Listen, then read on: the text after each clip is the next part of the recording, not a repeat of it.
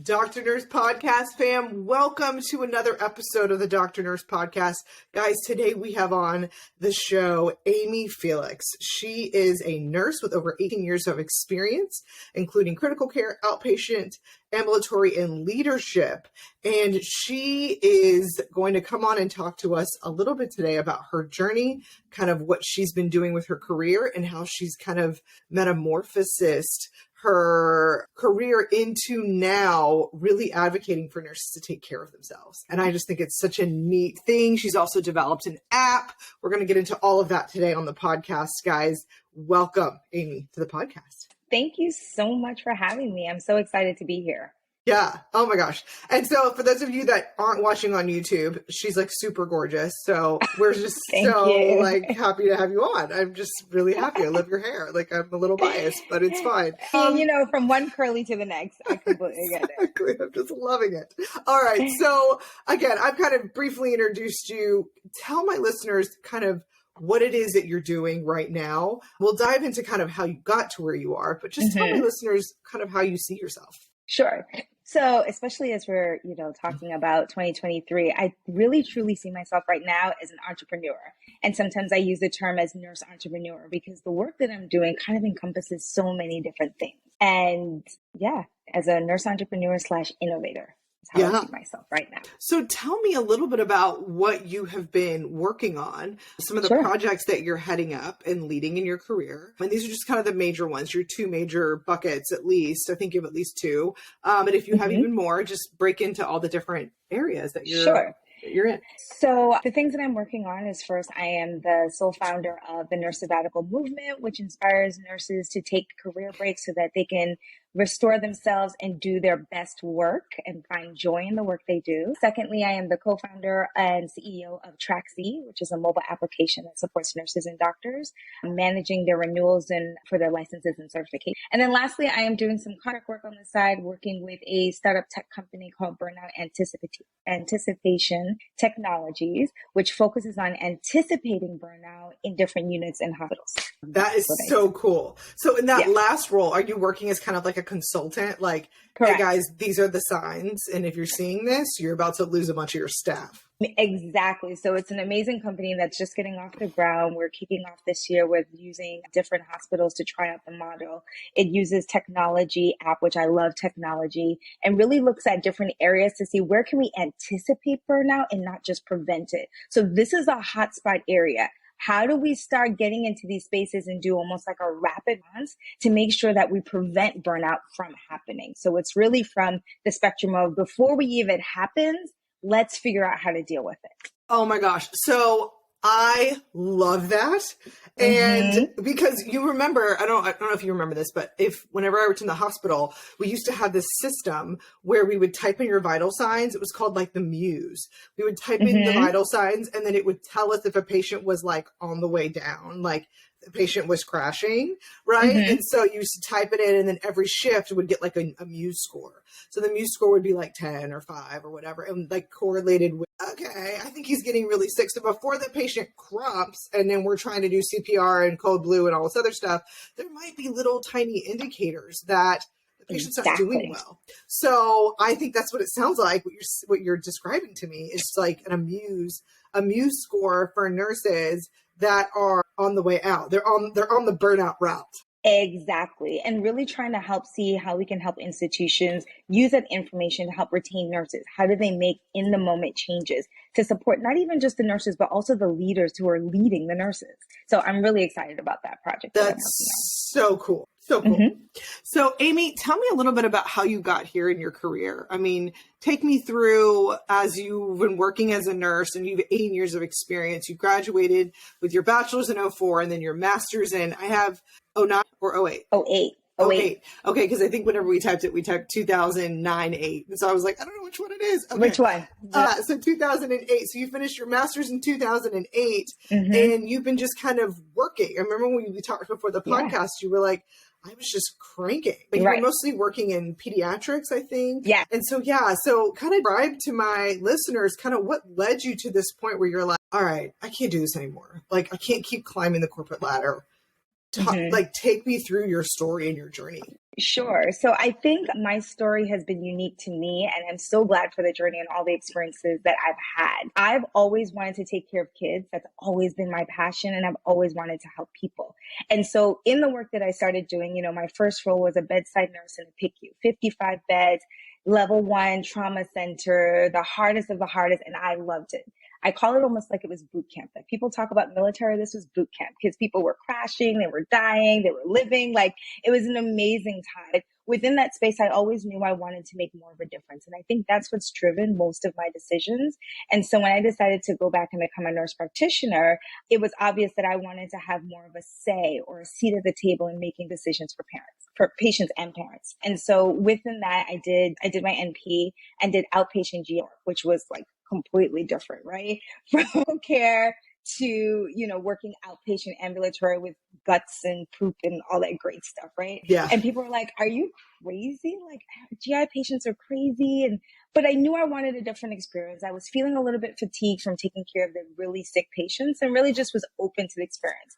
And within that frame, like I got to learn so much stuff and really use my skill set as a nurse, as I was the nurse, the NP, the social worker, the care coordinator, and kept finding certain things that I love to do and was passionate about it kind of thrive in that realm. But lo and behold, after 6 years, GI just wasn't the thing anymore. And I went to the emergency department, which kind of was like the bread and butter of pediatrics. Again, an amazing time, learned a lot, and leadership opportunities presented itself, right? So you think about the ladder, right? People tell you, okay, as a nurse, you can become an NP or, do research, or you could go into admin. And never in the world did I think I would do admin. Like I remember walking into the job the first year and meeting with my boss for a one-to-one. And I told her, I could never do what you do. Like, thank you for doing it. But little did I know 5 years later, I would be in her job, right? So it goes to show that you never know what will happen. And I found myself in leadership after doing a lot of clinical work and saying, I want to make a difference. I want to have a seat at the table. I want to advocate for my workforce. The NP workforce, if you think about it in a unit, is so small compared to physicians and nurses. So how can I truly tell them what's happening with our team? And so I did leadership for about 5 years, and it was a great experience. People find their passion in maybe cardiology, in, endocrine diabetes. It never was a thing for me. It was always like, oh, this is kind of cool. I like learning about it. But when I got into leadership and leading people and helping people do great work, I found myself light up. COVID happened. I became exhausted. The demands on the role was just do more, do more, do more with less time. And I felt burned out, right? Like I was losing sleep. I had headaches. I had migraines. I was breaking out. I felt like I had no energy and time for the things that I loved. And even when I went on vacation, it still didn't feel like I would recover. I'd come back and be like, here we go again. And so I decided one day, I was like, I could look for another job, which is what typically people do. But instead, I think I want to take a break. And I'm going to call it a sabbatical because, physicians get it and they work clinically. Priests get it. I mean, clergy get it. Different institutions are offering it. And even McDonald's offers it. So like, why can't we as nurses, the most trusted profession in the United States, take breaks?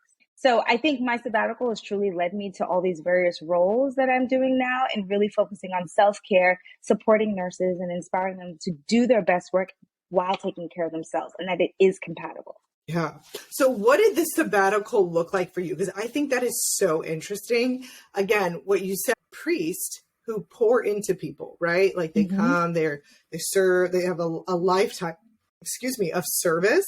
Newsflash, nurses, that's all that we do is serve people. We actually serve them at the bedside. We're like right alongside their hardest times and their hardest journeys. Why don't we get sabbaticals? And sabbaticals, from what I've known, and again, this might be, a listener might be like, okay, what is a sabbatical? But it's just this time where you just take a break and you just get alone and you get quiet and you just kind of listen to what your soul is saying.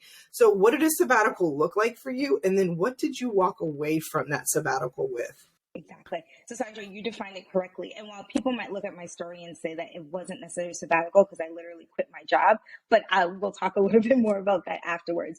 My sabbatical really was to take 3 months off to rest.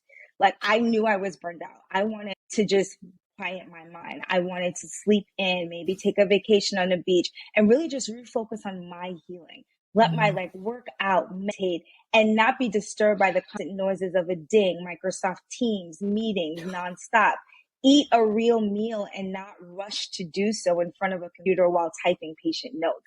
Like the little things that we take for granted. And so for the first 3 months, that's what I did. I did nothing. People would say, you're on your couch. And I was like, yes, it's great to be on my couch and not having to focus on the next 50 things that I have to do. However, 3 months, I was like, by the second month, I said, I'll start looking for a job, but I wasn't ready. I wasn't healed yet. And so within How did you know that? How did you know you weren't ready? I was still tired.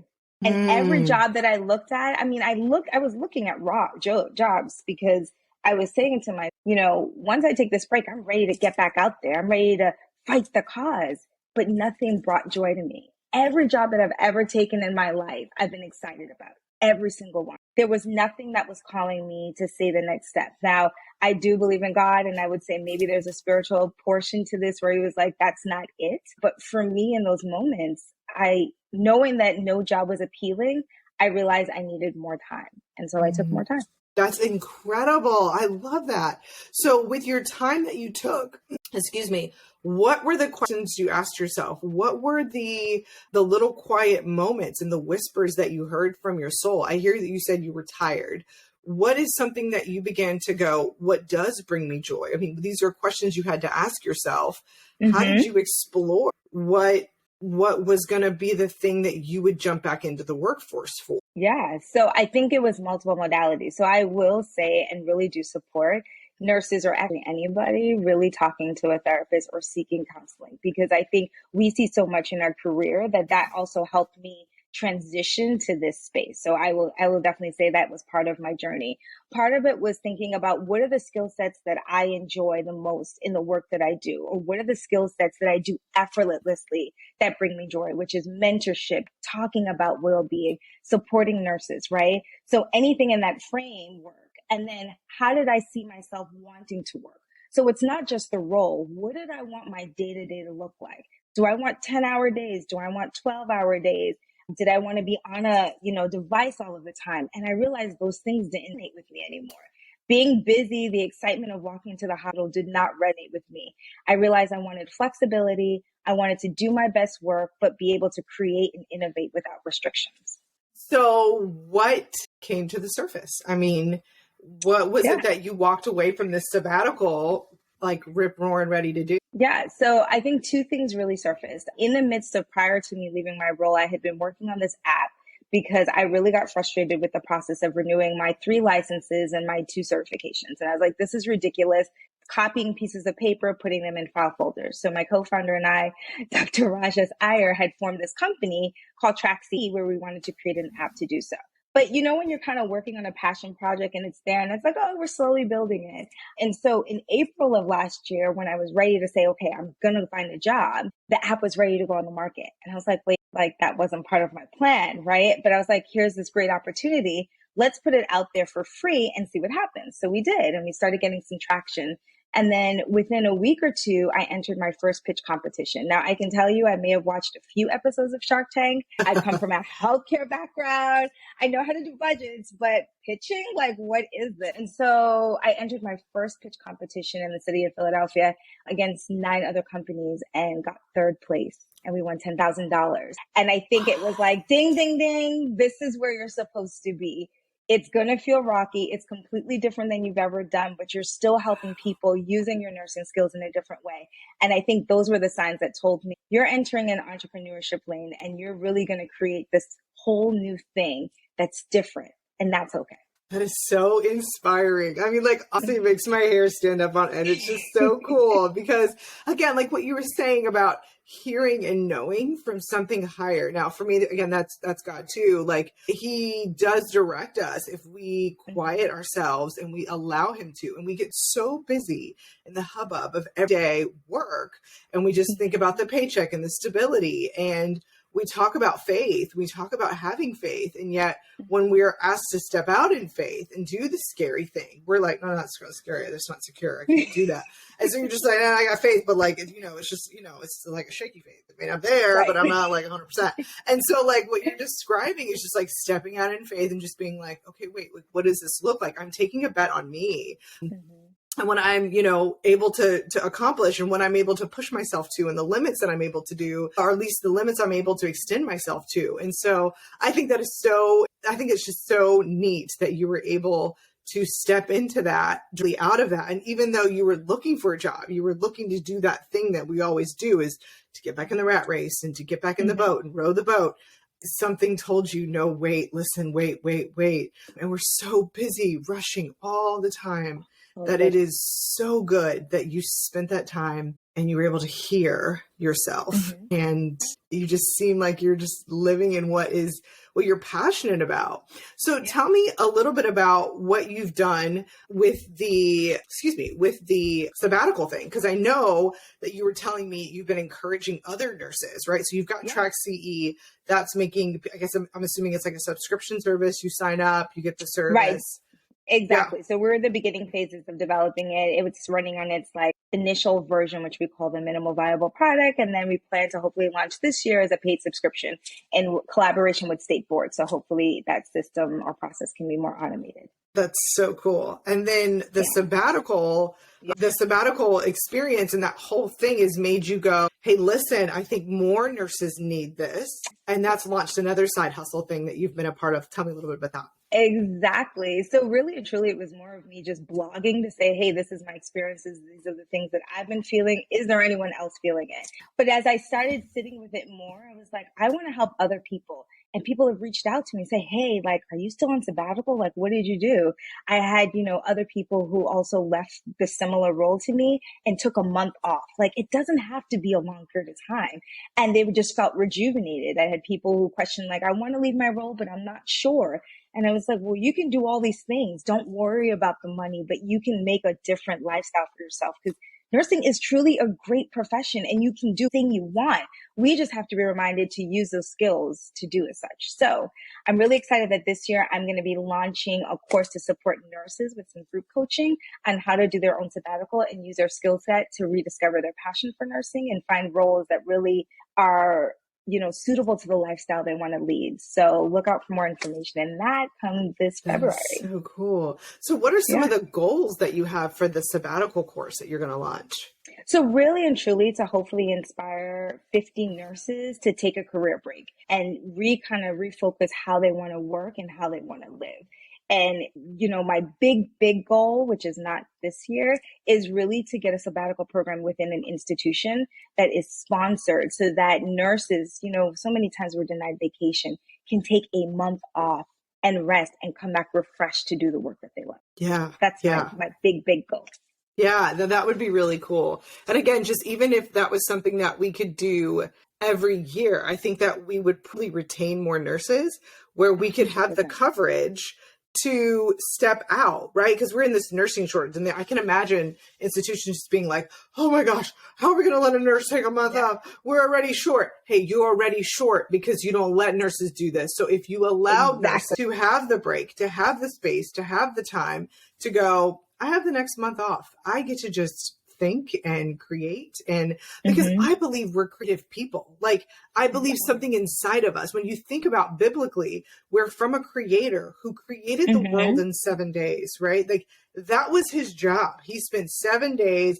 He created the world. He spent the last day of rest. If the God of the universe needs a day of rest, you don't think you do? So one thing I love about it is that he shows I love creating and then I also need rest. Right? Exactly. And so those are two themes that we get from the Bible that are very clear on how we should live our life, which again, I'm not saying we can't work in institutions and systems that are already created for us. That's not wrong. But I do believe that there is something in all of us that desires or is something that's been implanted in us for us to build, for us to make, because we all have a contribution to make in this world. One of the things I noticed as well, and I was telling my husband this, and my poor husband, he probably thinks I trip super hard on stuff, but I noticed that in toddlers shows, which I know I'm a I let my kid watch TV.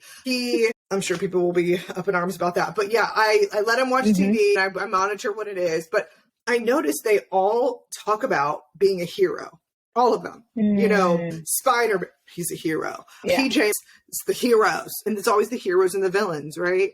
Yeah. And I was thinking about it and I was like, why are all the shows for kids based on the same premise? And I think it's because there's something within us that wants to change the world, contribute, to be this thing that's like, I did that. Like, I made that. And so I think that same childlike desire is on all of us, but we suppress it with pills, with bills, with, obligations, with all the things that we think are things we're supposed to be doing. And yet that child still stays in there and is like, I want to, like, what am I meant to do? Like, am I meant to be Spider-Man? Am I meant to be Gecko from PJ Masks? Like, what is it that I'm supposed to do that's that's my role as, the hero in my own journey and my own story. So I think it's something that I've been looking at and I've been wondering, like, what is that? And then how do we apply that ourselves as adults? Because I'm starting to realize that toddlers are just uninhibited adults and it's wonderful. It's sometimes really tough, but it's also super wonderful to watch because you just realize, like, I'm either tired, I need to eat food, or, like there's just certain things that really don't change about the way that we are. But yeah, I think that is something that I think is very interesting. Anyway, that's might be a huge aside. But let's chat again, keep it on task here. What was one aspect of business that you have found challenging to overcome? And then one aspect that you felt like your nursing skills helped you in navigating? I think just understanding business. Like I said, I'm purely from a nursing background. I have no idea about marketing and different terms and technology. Like, we understand technology from our standpoint, but it could be very scary when, you're learning a business or even how to build it and the forms and everything you have to figure out. And I was nervous. I was like, am I really doing this? Like, am I doing the right thing? But then if you think about nursing, right? Like, when we go to school, we get all the books that tell us, okay, these are the things you do. And it's what prepares us for when the patient's in front of you, because things are always going awry. And, through my career, I've transitioned to different specialties so many times that starting new, afresh, and learning something new is not the first time and it's not going to be the last time. So going with that same mindset that it's not going to be perfect, but I'm going to learn it as I go and get better is really what's helped me get this far. And especially in talking to people, I feel like as nurses, we talk to so many people all the time that even today, my friends are like, everywhere you go, you meet people. And I was like, don't you talk to people? Right. But I realized that's my special ad. That's my gift. Right. And I just share it with others. So I think that's really helped me. That's my superpower. That's how I've found people to help support me as I've moved into entrepreneurship. Yeah, that's really good. And then what is something that you felt like was a natural, and again, that's by what you're saying. My natural ability is I was a nurse, and so I'm able to just go into the room and talk to complete strangers and feel very comfortable.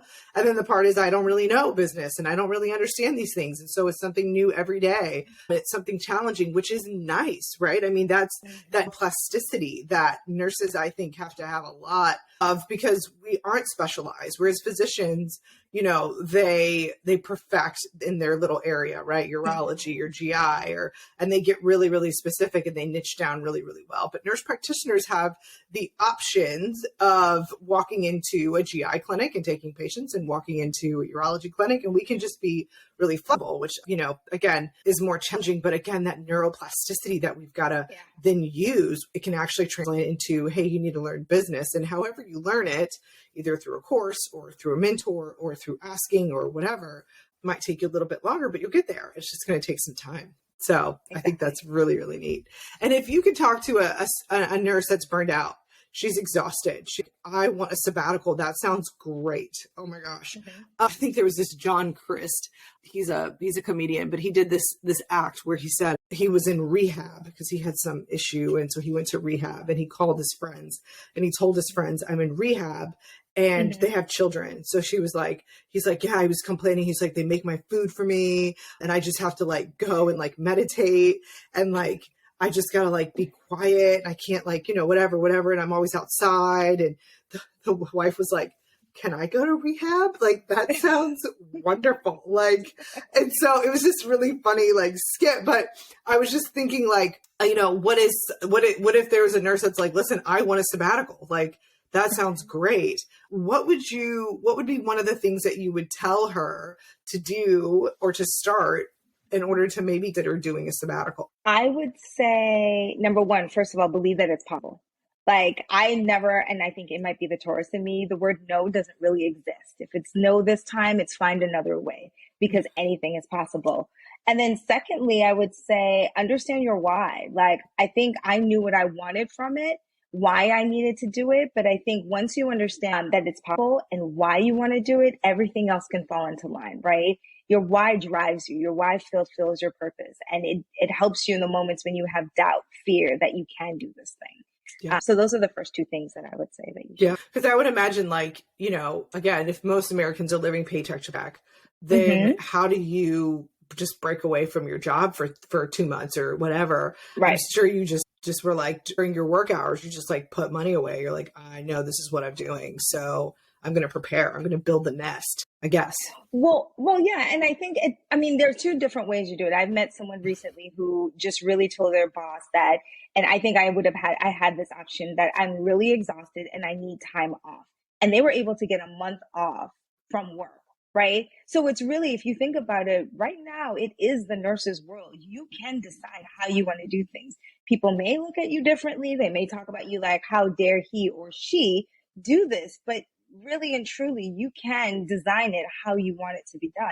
So there are some people who have taken paid. There's some people who have done vacation time in order to get it. For me, like I said, I needed to break free completely. And I was lucky enough that, you know, I came off the year of the pandemic where I was able to save a lot of money because I wasn't able to travel. I paid off my student debt. And so I was debt free. And I was like, I can afford to put money into me.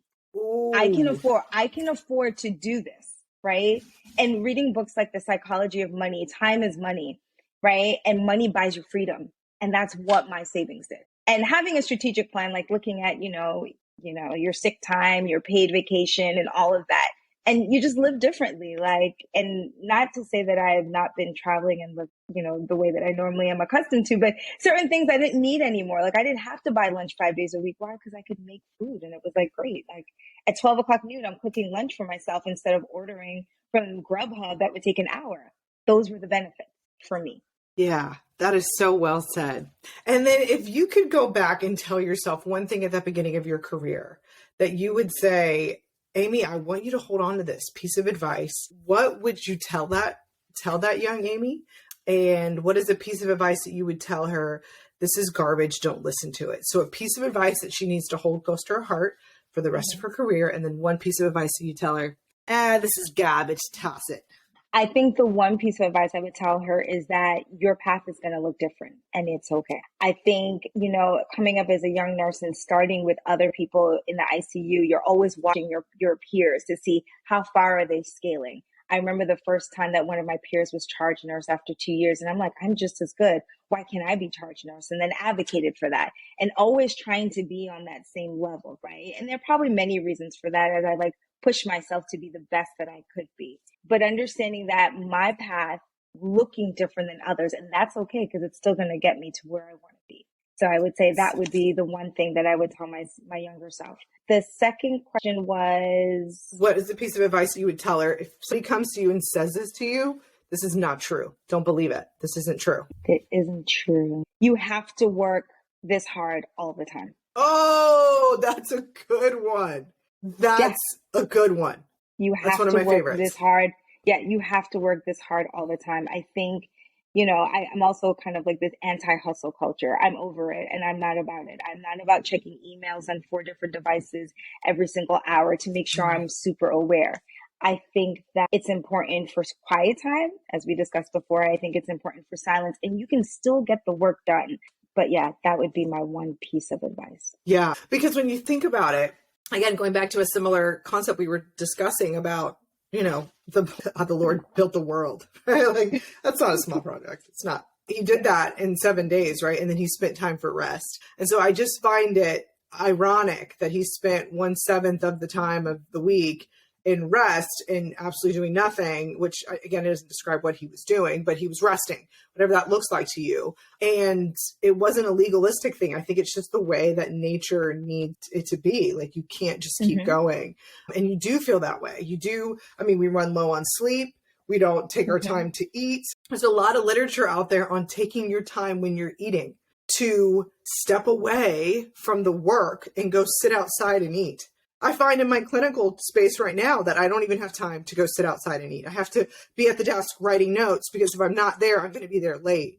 And so that little 30 minutes, what were you going to say? No, please don't finish. No. That was it. That was all I was going to say. It was just that, so it's awful. It's awful. No, it's awful. So I think, really how I got started in this well-being work is that I was the manager of almost 40 advanced practice providers in a busy emergency department with over 80 something beds. And the thing that drove me the craziest the most, when someone says, oh, I don't have time to eat, I just have to keep going. And I was like, what are you talking about? Because I also get hangry, like the Snickers commercial, if I don't eat. So that's really not an option for me, right? It's a toddler, but I know how to take care of the toddler, right? But it's this idea as nurses, we have to keep going. We can't take breaks. We can't take vacation. The day that we have off, if they call us for overtime, I feel bad for my team, so I have to go in. Or that extra X amount of money is what I need to propel me. But what is it that when you do go in and you're tired and you're exhausted and you're not giving your best, right? Again, the toddler comes out. And I think it's us realizing, like, wait a minute, maybe I do need to take the 20 minutes just to even talk to someone, just take a breath would really just change how the rest of my day flows. And also, as an aside, as a nurse, it was super embarrassing to go out and eat socially, because I'm so used to doing this that when you're out, people are like, we just got the course. How are you done already? I was like, oh, you're not? Sorry. That is so funny. I know other nurses must resonate, because it's like Thai food coming down. We got a call page. Like, yes. Oh my gosh, that is so funny. Oh, I can totally see that happening. Yes, for sure. And I think one of the things that I listened to Tony Robbins, and like, one of the things he said one time was, he was like, you need to take 5 minutes for yourself to meditate. And he goes, and if you don't have 5 minutes, what kind of life are you living? It was like such a statement. And I just remember stopping and just being like, he's 100% correct. If I don't even have 5 minutes in my life to sit down and deep breathe, what kind of life am I living? And again, if I can't take a month, 30 days to spend out of my year of just working, to listen, to hear, to rest, to recoup, again, what kind of life am I living? And I don't think we ever stop and think about it. I don't think we ever stop and think, I think I deserve rest. Like, and I actually believe that this rest will be restorative and bring me back to work even better. So you want me gone. You don't want me here. I want my toddler to nap. I miss him. The moment he's asleep, I'm like, oh man, I miss that kid. I want him to nap, because when he doesn't, it's awful. So it's that same thing. It's so interesting that we accept these things in other areas of our lives, but for ourselves, we don't give ourselves the option to go, but I'm feeling a little toddler-like, I'm going to go take a 20-minute break during my day. And if I don't have 20 minutes during my day for me, I got to find another job. Like, I got to go find something else, because I can't keep doing this. This is not acceptable. And when you set that in your mind, that this is not acceptable anymore, it changes everything. You begin to just go, this is the standard. You're not meeting it. You need to go. You operate differently. You attract things differently. Now you're able to help other nurses do exactly what it is that you needed to do, which is something unique to you. And I think that's incredible. So for the I'm saying that, this is I'm preaching, girl. I'm up on my soapbox. Somebody take me down, because I'm up here. So okay, so tell me, and this is for the last part of the interview, we're going to do rapid fire. Okay. It's rapid fire. You can't prepare for, but just fly by the seat of your pants. Just give me what you got, what comes to the surface, and what's your favorite holiday? We're coming up on holidays, so I just thought I would ask. Oh, what's my favorite holiday? I would say Christmas. Christmas. I think it's all the traditions, the family traditions. My family's from the Caribbean. There's certain foods and things that we eat, and it's just like, it's just homey. Love it. So homey. And what's your favorite color? Your favorite color? Green. Green. Like what kind of green? Like an emerald green? Like a Kelly green? Hunter green? It's like between a green and a blue. So it's like a kind of blue, like almost like a jade, which is kind of the color of like the nurse sabbatical because it's just so calming. Oh, I love that. And if you had to give a gift to someone as a book, so you have to give somebody a book as a gift, which book is it? Oh, my light just went out. There it goes. It's back. Which book would you give? Oh, I've read so many good. Most recently, I would say this year, I would honestly say The Psychology of Money. I think that we are driven so much by money, like we need money in order to pay bills and live, etc., that we sometimes don't really understand its power. And if we have a better understanding of it, then we'll have a better way of using it to design the lifestyle that we love. I love that because it's true. And there's a lot of trauma around money. There's a lot of generational curses around money. Yep. And so if you can break down what it is like your dysfunction is with money, I think you would learn a lot about yourself. I mean, even just in the time that I've been an adult, I've learned there's certain things about money that are triggers and things that are just, they're just tough. I think that's cool. I wrote it down, so I'm going to check it out. Yeah, definitely. Amy, thank you so much for your time today. No problem. Thank you so much for having me. It was a pleasure. Is there any like shameless plug you'd like to give so people can find you on all your social medias and all that jazz? Sure. Definitely follow me on Instagram on The Nurse Sabbatical or Facebook, The Nurse Sabbatical. Like I said, I am here to help inspire and support nurses take breaks so that they can do the work they love with ease and not stressed out.